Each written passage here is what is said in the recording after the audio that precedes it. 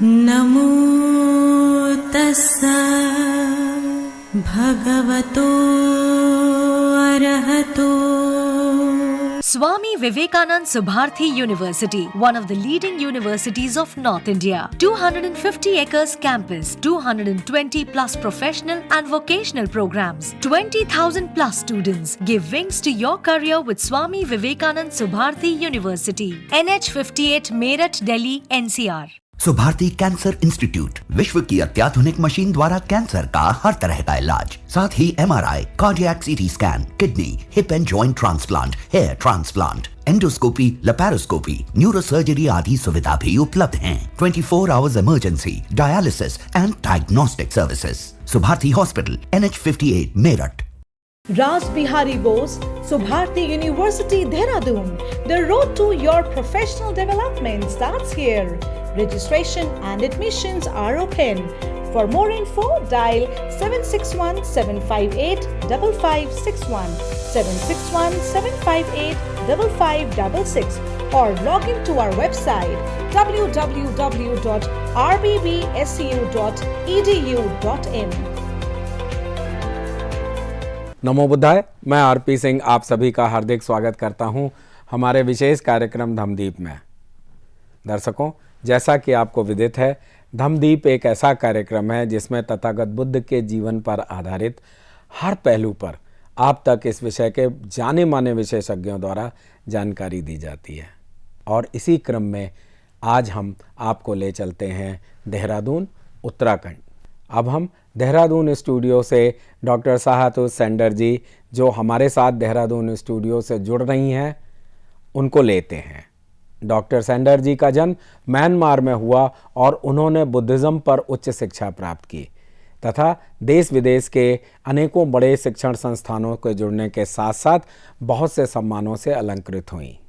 उन्होंने बुद्धिज़्म पर अपने विचार पूरे विश्व के अनेकों प्लेटफॉर्म पर रखे।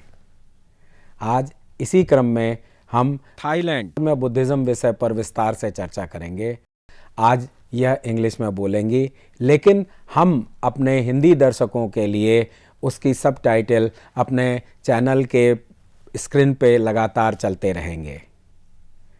तो हम स्वागत करते हैं डॉक्टर साहतु सेंडर जी का। वेलकम डॉक्टर सेंडर ji, welcome to our channel. Namo tassa bhagavato arahato samma sambuddhassa. Namo tassa bhagavato arahato samma sambuddhassa. Namo tassa bhagavato arahato samma sambuddhassa. Namo Buddhaya and good morning. Firstly, I would like to introduce myself. I am Professor Dr. Soto Sana, advisor and professor at the Mahapajapati Gaurami Subharti School of Buddhist Study, Raj Bihari Bose Subharti University, Dehradun, India. And I would like to say thanks for this auspicious program to Mr. R.P. Singh sir. Thank you for your kind supporting for us. Today, I would like to talk about Buddhism in Thailand. Because according to the history of Buddhism, we have two parts of Buddhism in our Buddhist world, like Mahayana Buddhism and Theravada Buddhism. Sometimes we mention Northern Buddhism and Southern Buddhism. All these locations are we mention from starting from India. So nowadays I am talking about Thailand. What type of Buddhism Thai people are following, what is their culture, how about the monks from Thailand, what they are doing, and which kings are supporting to the Buddhism by century in his country. So let us see about the Buddhism in Thailand. Firstly, I would like to mention about the location of the Thailand. It was located and situated in the South Asian country, one of the South Asian country. It is a border touching with Myanmar, Laos, Cambodia, Vietnam and Malaysia also. Yeah. So, and original of Buddhism is, country is, origin of Buddhism from Thailand is come from, mostly from Sri Lanka. So I would like to talk about the history of Buddhism in Thailand. So Buddhism in Thailand is largely of the follower of the Theravada traditions, and both some are Mahayana traditions also. But purely Theravada tradition is more majority. So percentage of the people is mostly 95% of Thai population, they are followed to the Theravada Buddhism. Buddhism is in Thailand is become integrated with folk beliefs and the folk practice because of the Chinese religions from the large of Chinese and Thai populations. Buddhist temple in Thailand is about a Buddhist temple in Thailand is characterized by the tall and golden stupas, and then Buddhist architecture of Thailand is too much similar to the South Asian countries like particularly Cambodia, Laos, and sometimes from Myanmar also. And Thailands are shared to the culture and historical heritages. So now I will talk about the arrival of Buddhism to Thailand. During the 3rd century BC, Buddhism was widely spread to Asia from basically original India because of King Asoka. Because he studying to organize for the 3rd Buddhist Council, he sent the missionaries to the far and near places. So from one of that group, one leading by Venerable Sona and Venerable Ottara, they are reaching to the Suvarnabhumi, same like in Myanmar history. So starting from that, Buddhism was spreading to Thailand most prominently and flourishing. The teachings that reached from Ceylon were first time written in Pali. From that is studying from that time and up to Sukhothai in the 13th century AD. So among the history of Buddhism in Thailand, Sukhothai period is the most famous and the most flourish of Buddhism in Thailand. Around 228 BC, Venerable Sona and Venerable Ottara, they reached to Suvarnabhumi. And it is nowadays they are identified, Thai peoples they are identified, Suvarnabhumi is a Thai place, but Myanmar people also they believe in Myanmar. Actually the historian they found that that Suvarnabhumi is combining together with Myanmar border and Thai border. So in Thailand there are 3 major forces have influenced to develop the Buddhism in Thailand. They are studying, teachings and meditation method of the monks. The most visible influence is that the Theravada school of Buddhism is imported from Sri Lanka. It is the, we can see with the evidence and proof from Sri Lanka. So about the scriptures and Pali literature. Scriptures are recorded in Pali. So mostly Buddhist texts are written in Pali literature, same like other Theravada countries like Myanmar, Laos, Cambodia, Sri Lanka, and using either modern Thai script or the older Khom or Tham script also. So they are scriptures of the Buddhist literature is sometimes mixed up with Pali literature and sometimes is ancient Khom and Tham scriptures. So Pali is used in religious ceremony, but most Thais understand very little in this ancient literature. The second major influence on Thai Buddhism is Hinduism. So Hindu beliefs is also too much influence to the Thai Buddhist people. Nowadays we can see in the city of Bangkok, in the downtown, we can see a lot of statues of Hindu culture like Brahmins, Brahmas and like Ganesh also. Thai Buddhist people, they are going to offer for that Hindu god and goddess also. So that is a influence of second major influence from Hinduism to Thai Buddhism. So that they are receiving from Cambodia. Firstly, Cambodia is practicing Hinduism. That's why that culture is coming from Cambodia. It is coming in so-called Thai period in 13th century. Additionally, more major influence can be observed stemming from the Mahayana Buddhism also. So early Buddhism in Thailand is through the derived from the unknown Mahayana traditions. While Mahayana Buddhism was gradually eclipsed in Thailand, certain features of Thai Buddhism, such as the appearance of Bodhisattva, so Avalokitesvara, that image is also very popular in Thai Buddhism. So that is also we can see the Thai Buddhist architecture and Buddhist art. The king of Thailand is they believe that the king of Thailand is a Bodhisattva himself and revival and influence of a Mahayana concept. Like in most other Theravada countries, Buddhism in Thailand is represented primarily by the presence of Buddhist monks who serve for the offerings and the ceremonies, occasions. They are taking the very important role in Buddhism in Thailand. So among the Thailand Buddhist monks, the most prominent and the most famous monks are meditation monks, meditator monks. So some monks, they are meditation in their temples or monasteries, but most of the Thai monks, they are practicing meditation in the forest.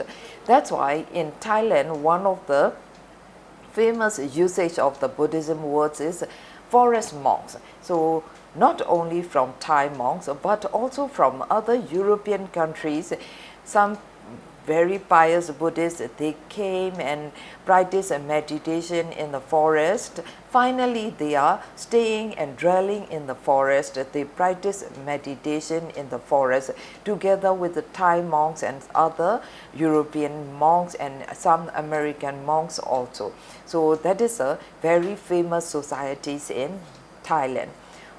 So that meditation monks who specialize in meditation typically seek out the known masters in the meditation tradition, under whom they will be studied for the period of the years. Meditation monks are particularly revered in Thai society as possessing that great virtues and merits as potential sources of the supernatural powers. And another famous tradition in Thailand is temporary monk, like novitation ceremony, like Myanmar, like Cambodia. So the norm of among Thai Buddhists, most of the young men, they become a temporary monks, like a temporary novice, temporary monks. But in Myanmar, we are that novice or that temporary monks, they are staying not more than 3 months, like 1 week, 2 weeks, like that. But in Thailand, they have some disciplines. The whole Vasa. Vasa is the 3 months, starting from July to October, the rain retreat. We can call in rain retreat in English words. So that whole 3 months, the temporary monks, they have to change, become a monks and then staying in the monastery. They learning about the Buddha teachings and Buddhist meditation and some rituals also they are learning in the monastery. So that is a important and that is a famous culture in Thai populations and Thai Buddhist people. Another one thing is scholarship monks. Some monks also, they are staying and dwelling in the forest, practicing meditation. Some monks, they are staying in monastery and practicing meditation. But some mostly young monks, so they are not to return to their lay life and they are permanently staying in the monkhood life. For that, they are practicing they are studying for scholarships or meditation. Whatever they are interested in, they can choose. So these who specialize the scholarship monks, they are typically travel to the regional education centers to begin instructions from the Pali language and Pali literature and Pali scriptures that they have to learn, studying from the basic to the higher level in the monastery, and sometimes they are studying in the Buddhist Pali University from Thailand and outside Thailand also. The route of the scholarship is also taken by the monks who desires to rise the monastic education as promotions within the government-run system or the passing examination. After they pass the examinations and they got the Pali awards or Dhamma studies like Dhammasariya awards also, government they are conferred to the scholarship monks. So another one thing is famous persons in Thailand who patronize for the Buddhism by century, like in Myanmar, like in Cambodia. Because of the Buddhism, without patronage kings, we cannot survive, for the Buddhism is for long lasting. So the kings of the role of the kings from patronage for the Buddhism is also important. That's why we are mentioned here 4 or 5 kings, famous kings from Thailand who too much patronize or too much support to the Thai Buddhism. Number 1 is Lao period. So at that period was found in the 5th century AD. This is they are coming from the root of China. Chinese Buddhism inbuilt into the Thai Buddhism, so they are supporting to the Thai Buddhism based on China Buddhism. So from via China, Buddhism arrived to Thailand, and the first Buddhist king was King Konglong Mor. So that is a Thai king, but he got the Buddhism from China. The second period is Nongcho period. It was in the 7th century. Thai king name was Pilok. So he was from Nongcho kingdom. He also supported and too much pious supporting to the Buddhism along with Mahayana Buddhism also. That Mahayana Buddhism was coming from China. That time in China is Tang dynasty in China, and they are migrate from China to Thailand. The third period is Changsan period. The Changsan or Yonok period, it is 16th to the 21st century up to till now. That was a very famous, and Thai migrates from, it is a migrate from the Lao kingdom.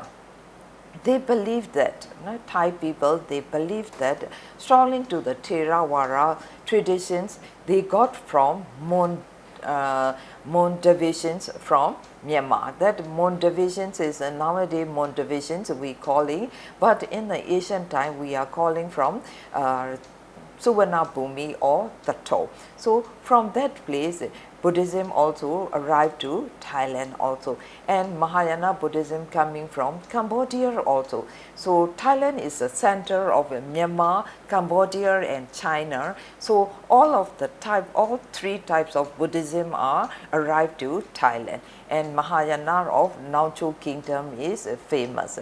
Now the 4th kingdom is Lanka Wansa or Ceylon kingdom, Ceylon period and so-called period. So in the 17th century, the reign of Ceylon, the great king from Ceylon, Parakamabahu, he was too much supporting to the Buddhism, and at that time the 4th Buddhist council was held in Sri Lanka at the 1st century AD. After that, Tipitaka was written down on the palm leaves, and that copies of Tipitaka, they are spreading to Myanmar also, Thailand also, Cambodia, Laos also. For that Tipitaka copies, Buddhism was too much flourished from the ASEAN countries, especially these 5 countries nowadays we called Theravada 5 countries. After that fourth Buddhist council from Sri Lanka, many bhikkhus sent to Thailand, Myanmar and Cambodia for missionaries work. At the 18th century, the great king Rama Hakang, so that is he is too much pious, and then he received the Lingawansa bhikkhus for developing of Buddhism after declining of the so-called Thai periods. Finally, Buddhism was dominated over the existing beliefs of Theravada and Mahayana Buddhism in Thailand.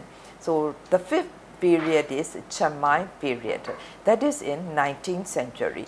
So Merai is the ancient Chamai dynasty. It is defeated by the some Myanmar Mon kingdom. Our Myanmar Mon kingdom, they are going to defeat it. So that history was too much conflicts in the Myanmar and Thai people. So till now we are talking, we are never ending about that history. Because of Myanmar kingdom, they are come and defeat to Thailand, and they are their kingdom was totally destroyed because of Myanmar people. So this is a history between Myanmar and Thai. So that period also Buddhism was too much flourished.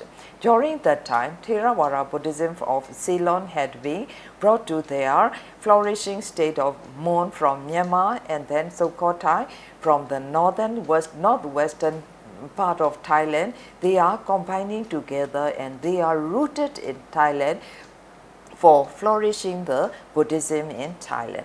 That flourishing center about BE 2020. BE means in Thailand they are using the Buddhist era. BE means a Buddhist era, or 1477 AD, under the kings of Tilokara. So the 13th Chamai dynasty, the 13th king of Chamai dynasty, under the leadership of Venerable Kamadena Thera, the General Council of Bhikkhus, they are organized and they convoked at least 1 year, and then they are arranged again for the settlement of Tibetica in Bodhiwong Vihara in Thailand. So, but that Buddhist council was not recognized from India, also from Myanmar, also from other countries also. So they are owned from Thailand. They are owned. They are doing the Buddhist council. They are owned Buddhist council. So another one is Ayodhya period. That is in the during 18th and 19th century.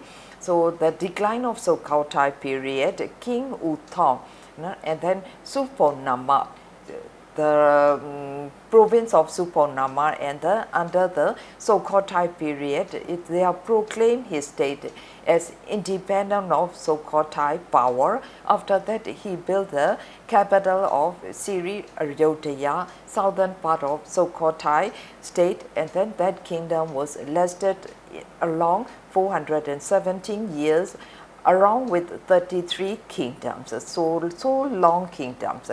Around 4 centuries they are ruled in Thailand. Theravada Buddhism in Thailand was too much flourished in that time. Also Buddhist art. So I want to talk now about the Buddhist art and architecture in Thailand. So that is a very good architecture, but it is too much different from the Indian Buddhist art, like Gandhara art, like Mathura art, like Marawari art and Myanmar art. Also they are different from their own arts, because their stupas are taller one than Myanmar, taller one than India. So that is their own Buddhist architecture. Several kings such as Prabhumibhomik, that is a second last king of nowadays, Bhumibhor. He is very famous, and now he is also we can call as King Rama IX.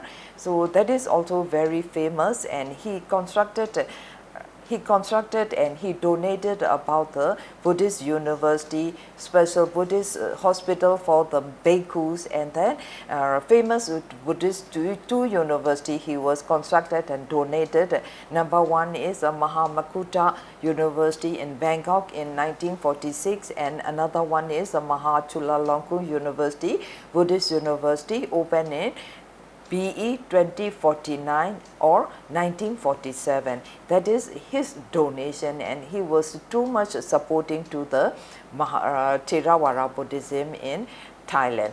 And the Buddhist, that two Buddhist university were really managed by the bhikkhus. Everything they are managed by the bhikkhus, and the government is totally 100% supporting to the Buddhist university, was subsidized from the government and contributions from the public. So that is a history of Thai Buddhism in Thailand. Today I am teaching about for the knowledge of the Theravada countries. For the next lecture, I will be teaching about Buddhism in Sri Lanka, Buddhism in Cambodia, Buddhism in Laos. So total 5 countries we have following the Theravada practice. For the next episode, we will be teaching about Mahayana Buddhist countries like China, Vietnam, Korea and Japan. Thank you so much, and Namo Buddhaya. Dr. Sandar ji, thank you very much for your informative information on Buddhism. Dr. Sahatur Sandar ji, आपका बहुत बहुत आभार। कल इसी समय हम आपके समक्ष फिर एक नए एपिसोड के साथ उपस्थित होंगे। तो साथियों, आज के इस विशेष प्रोग्राम में अब इतना ही। अब समय हो चुका है आज के प्रोग्राम के विश्राम होने का, लेकिन उसके पहले आपको बताते चलें कि आपके मन में भी जो प्रश्न हो, जो जिज्ञासाएं हों, वह आप इस प्रोग्राम में पूछ सकते हैं। हमारा व्हाट्सएप नंबर है 9639010109 और साथ ही आप हमारी ईमेल आईडी subhartibuddha@gmail.com पर भी आप अपनी जिज्ञासाएं भेज सकते हैं। तब तक मैं आरपी सिंह मेरठ स्टूडियो से और डॉक्टर साहतुर सैंदार जी देहरादून स्टूडियो से लेते हैं विदा। कल इसी समय फिर उपस्थित होंगे। नमो बुद्धाय। सुभारती कैंसर इंस्टीट्यूट, विश्व की अत्याधुनिक मशीन द्वारा कैंसर का हर तरह का इलाज, साथ ही MRI, cardiac CT scan, kidney, hip and joint transplant, hair transplant, endoscopy, laparoscopy, neurosurgery आदि सुविधा भी उपलब्ध हैं। 24 hours emergency, dialysis and diagnostic services. Subharti hospital, NH58 Meerut. Raj Bihari Bose, Subharti University, Dehradun. The road to your professional development starts here. Registration and admissions are open. For more info, dial 761-758-5561, 761-758-5566, or log into our website www.rbbsu.edu.in.